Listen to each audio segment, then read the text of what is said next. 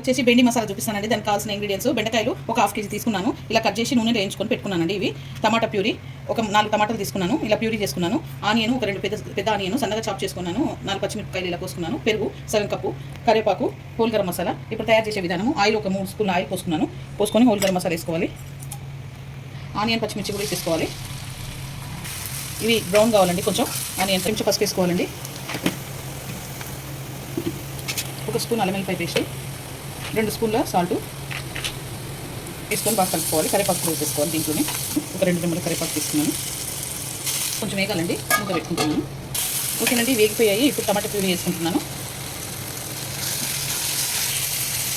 Puree వేసుకొని కలుపుకోవాలి. 2 స్పూన్ల కారం వేసుకుంటున్నాను. కొంచెం జీలకర్ర పొడి సగం చెంచా వేసుకోవాలి.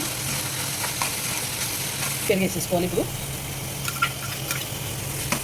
ఆయిల్ పైకి తేలాలండి. కొంచెం అప్పటిదాకా మూత పెట్టుకుంటున్నాను. ఒక 5 మినిట్స్ దాకా ఇలా ఆయిల్ పైకి తేలింది కదండి. ఇప్పుడు ఒక కప్పు వాటర్ పోసుకుంటున్నాను. ఇంకో సగం కప్పు వాటర్ పోసుకుంటాను. పోసుకుని దీంట్లో బెండకాయలు వేసేసుకోవాలి. ఇప్పుడు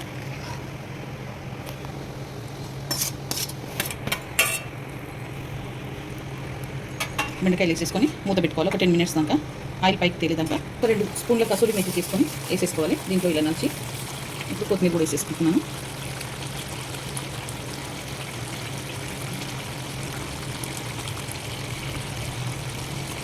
పైకి తేలుతుంది. దీంట్లో నిమ్మకాయ రసం పోసేసుకోవాలి. ఒక నిమ్మకాయ తీసుకున్నాను.